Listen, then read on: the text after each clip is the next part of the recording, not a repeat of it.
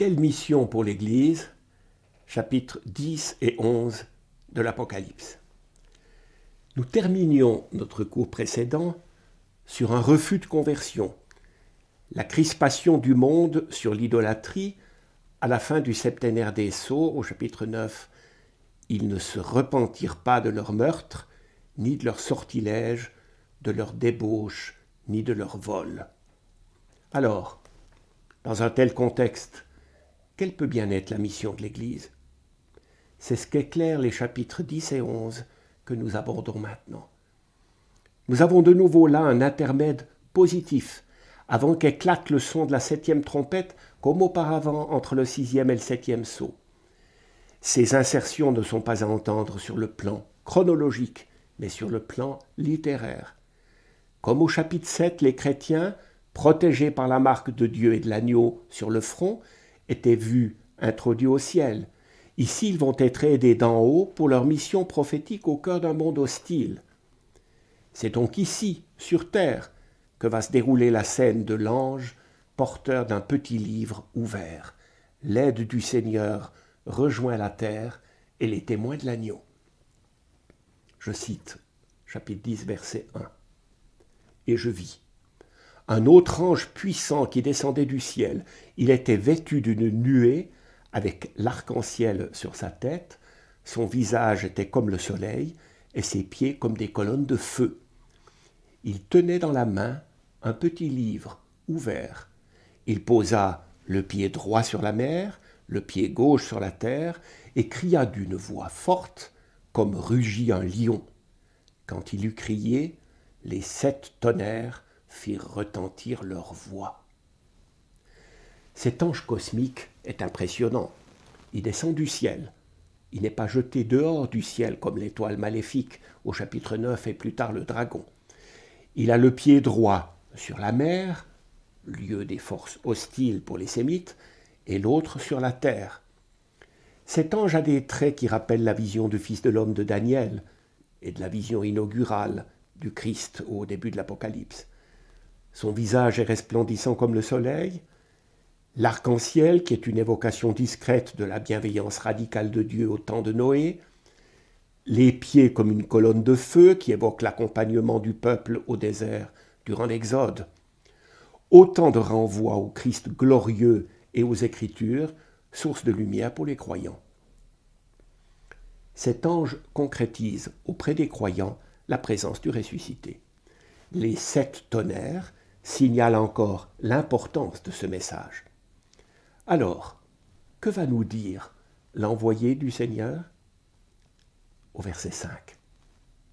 Et l'ange, que j'avais vu debout sur la mer et sur la terre, leva la main droite vers le ciel et jura par celui qui vit pour les siècles des siècles, qui a créé le ciel et ce qui s'y trouve, la terre et ce qui s'y trouve, la mer et ce qui s'y trouve, il n'y aura plus de délai. Mais au jour où l'on entendra le 7e ange, quand il commencera de sonner de sa trompette, alors sera l'accomplissement du mystère de Dieu, comme il en fit l'annonce à ses serviteurs, les prophètes. La solennité de cette scène vient non seulement de la stature de l'ange cosmique, elle vient aussi de ce serment, la main droite levée vers le ciel, et de l'invocation du Dieu qui vit pour les siècles des siècles, qui est le créateur du ciel, de la terre et de la mer. Le Dieu éternel, créateur et tout-puissant, est le garant absolu de son plan de salut. Il ne se laissera pas arrêter par les déviations des idolâtres. Ce passage s'éclaire par ses antécédents, comme toujours, au livre de Daniel, chapitre 12, la vision splendide de l'homme vêtu de lin, proclamant la victoire de Dieu. Je cite, « Pour un temps, des temps et un demi-temps, ça fait 3,5, et toutes ces choses s'achèveront quand sera achevé l'écrasement de la force du peuple saint. » J'écoutais sans comprendre, ces paroles sont scellées jusqu'au temps de la fin. Beaucoup seront lavés, blanchis, purifiés, les méchants feront le mal, les méchants ne comprendront point, les doctes comprendront. La victoire de Dieu n'a donc rien d'une évidence, même pour des croyants, intimidés, malmenés, parfois persécutés. Impossibilité de comprendre sans être guidé, éclairé d'en haut. Mais Daniel entrevoyait une lumière pour plus tard, à la fin des temps. Jean s'entend dire « il n'y a plus de délai ». C'est donc maintenant, quand va sonner la 7e trompette, que le mystère de Dieu sera montré comme accompli. Et cela, les prophètes, serviteurs du dessein de Dieu, ont à le manifester. Mais comment? Écoutez, chapitre 10, verset 8. La voix que j'avais entendue venant du ciel me parla de nouveau et dit « Va, prends le livre ouvert dans la main de l'ange qui se tient debout sur la mer et sur la terre. » Je m'avançai vers l'ange et le priai de me donner le petit livre. Il me dit « Prends et mange-le. Il sera amer dans tes entrailles, mais dans ta bouche, il aura la douceur du miel. » Je pris le petit livre de la main de l'ange et le mangeai. Dans ma bouche, il avait la douceur du miel, mais quand je l'eus mangé, mes entrailles en devinrent amères. Et l'on me dit, il te faut à nouveau prophétiser sur des peuples, des nations, des langues et des rois en grand nombre. Dans un contexte si mystérieux, si difficile à comprendre, comment Dieu se rend-il maître du mal ? Comment croire à la certitude de sa victoire alors qu'on assiste parfois à l'écrasement du peuple des croyants? Comment s'y prendre? La réponse n'est pas dans un raisonnement, mais dans une action. Va, prends le livre et mange-le. Un livre, non simplement à lire et à commenter, ni même tout de suite à prêcher, mais un livre à manger. Encore une fois, la scène a un arrière-fond dans l'Ancien Testament, la vision d'Ézéchiel au chapitre 2 et 3, où le prophète est envoyé vers un Israël rebelle, qu'ils écoutent ou non, il devra parler. Je cite Ézéchiel, chapitre 2, verset 6. « Pour toi, fils d'homme, n'aie pas peur d'eux. N'aie pas peur de leurs paroles s'ils te contredisent et te méprisent, et si tu es assis sur des scorpions. Tu leur porteras mes paroles, qu'ils écoutent ou qu'ils n'écoutent pas, car c'est une engeance de rebelles. » Le Seigneur lui ordonne alors de manger un volume roulé sur lequel était écrit « Lamentations, gémissements et plaintes ». Dans sa bouche, il fut comme du miel. Jean reprend cette thématique, mais avec liberté puisqu'il insiste non sur la douceur de la parole de Dieu pour le prophète, mais plutôt et d'abord sur l'amertume qui encadre la mention de la douceur dans l'Apocalypse. L'expérience prophétique sera parfois source de joie, mais d'abord et souvent, elle sera faite d'amertume, car cette mission sera difficile. Jérémie s'en est plaint amèrement dans ses confessions. Il s'agit donc de reprendre chaque jour, à nouveau frais, cette mission prophétique, d'être habité par la parole, davantage, d'être travaillé par elle, jusque dans les entrailles, souvent à contre-temps et à contre-courant. À nous de reprendre sans cesse et de transmettre les appels de Dieu au monde, afin de donner une chance à tous ceux qui pourraient entendre, se convertir et bénéficier du salut. Le temps de l'Église est le temps des témoins, du courage prophétique et de la fidélité. Ce que le livre, peu à peu décelé, disait en montrant au ciel la victoire des élus devant le trône de l'agneau, le petit livre le dit, mais sur terre, quant à la mission prophétique de l'Église. Le chapitre 11, auquel nous arrivons maintenant, sur les 2 témoins, est un chapitre très symbolique, difficile pour nous, énigmatique, mais essentiel pour comprendre le sens de l'Apocalypse. Il nous convoque près du temple de Jérusalem. Les 2 témoins vont être mis à mort, et leur cadavre va être déposé dans la grande cité qu'on nomme symboliquement Sodome et Égypte, symboliquement lieu de perversion et d'oppression. Là où leur Seigneur a été crucifié, Jérusalem, mais symboliquement tout lieu où il est rejeté, aujourd'hui encore. C'est cette symbolisation qui permet le réemploi de ce qui est ici figuré pour notre temps et pour des situations que nous vivons partout où sévit ce que représentait Sodome, Égypte, Jérusalem, en termes de péché, d'esclavage, de rejet du Dieu vivant et de ses envoyés. Ce temps est donc celui de la prophétie que doit proclamer l'Église sous la figure des deux témoins, ici représentés. Et cela dans un contexte de grande opposition allant jusqu'au meurtre, opposition frontale qui sera développée au chapitre 12 avec la femme face au dragon. Et une fois encore, la victoire finale de Dieu est exprimée en un langage symbolique. Écoutons Jean, chapitre 11. Alors, on me donna un roseau, semblable à une règle d'arpenteur, et l'on me dit, lève-toi et mesure le sanctuaire de Dieu et l'autel et ceux qui y adorent. Mais le parvis extérieur du sanctuaire, laisse-le de côté, ne le mesure pas, il a été livré aux nations qui fouleront aux pieds la cité sainte pendant 42 mois. Et je donnerai à mes deux témoins de prophétiser, vêtus de sacs, 1260 jours.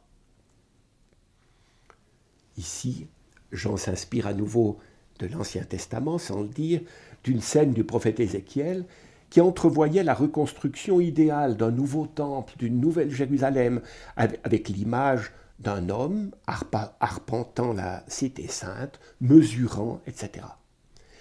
La reprise est originale.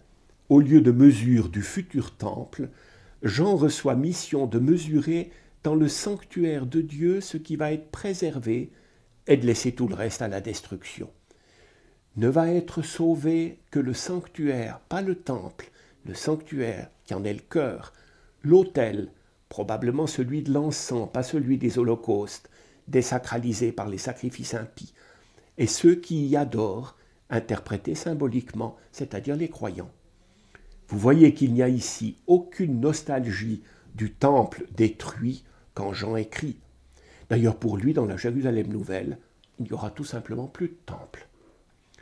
Pensons à la promesse de Jésus, devant les disciples émerveillés par les belles pierres du temple de Jérusalem, tout sera détruit.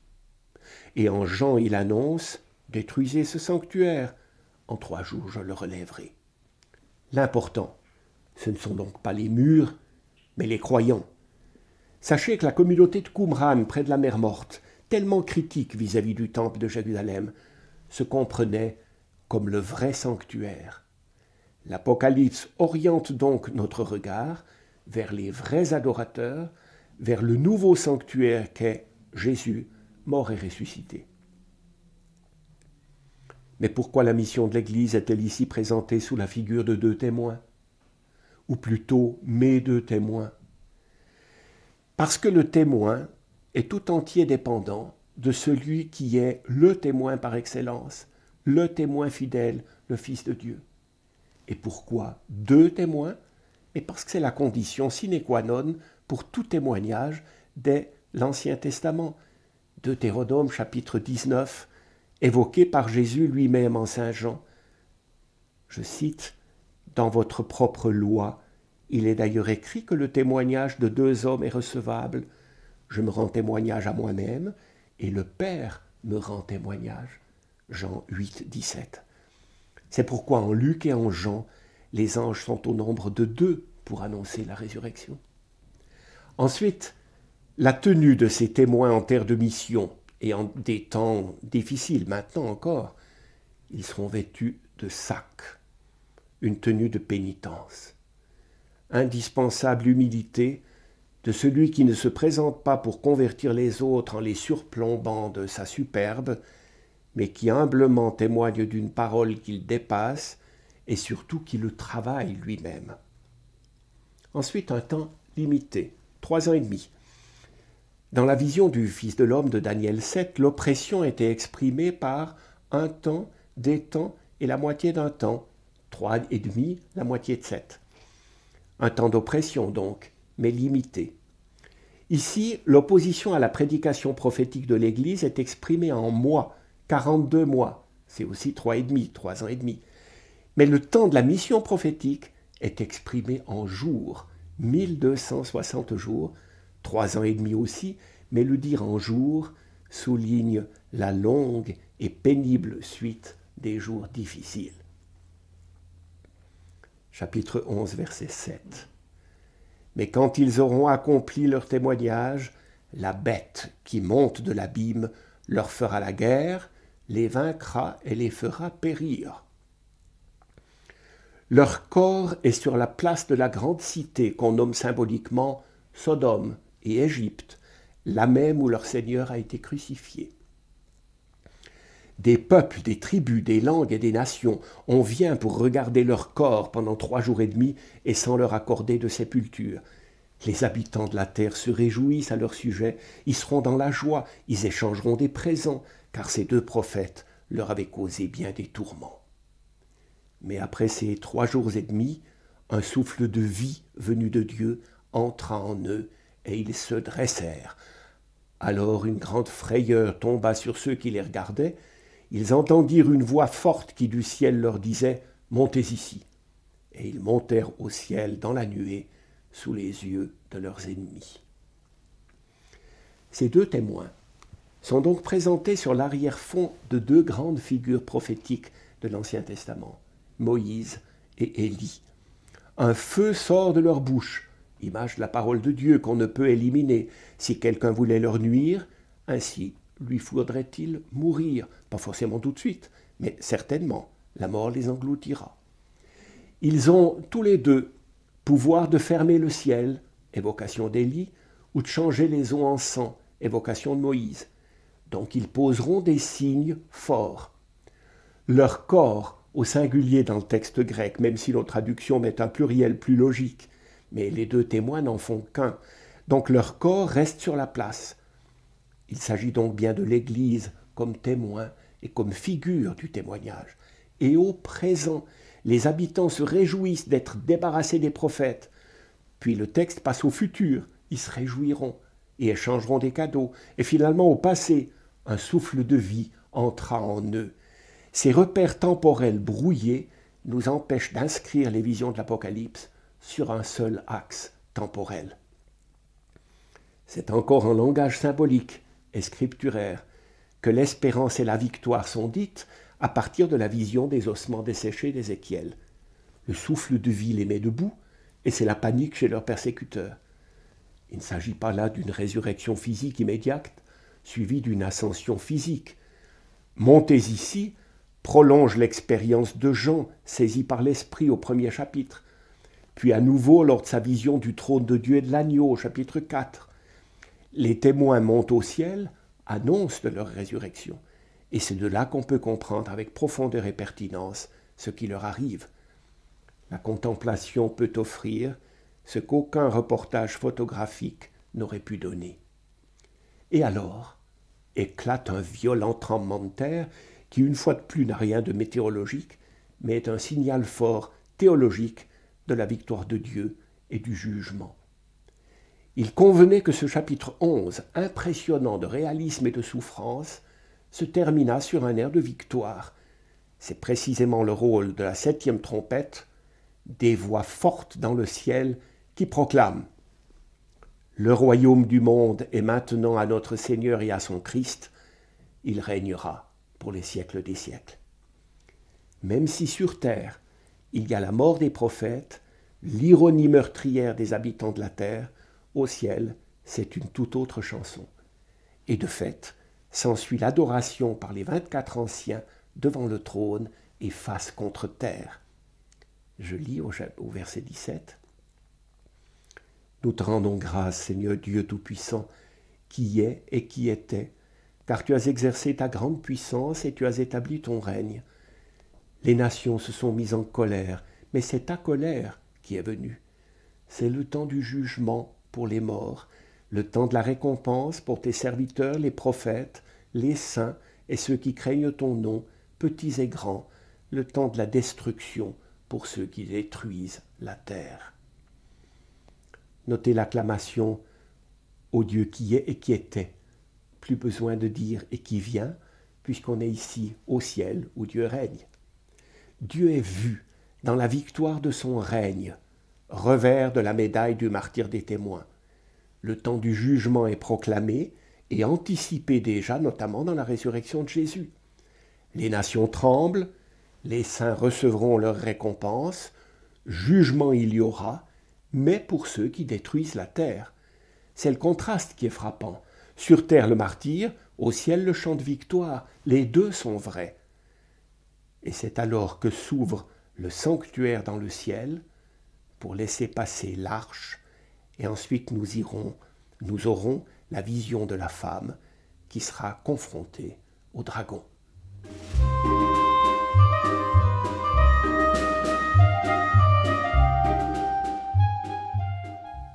Lisez déjà la suite, c'est-à-dire les chapitres 12 à 15.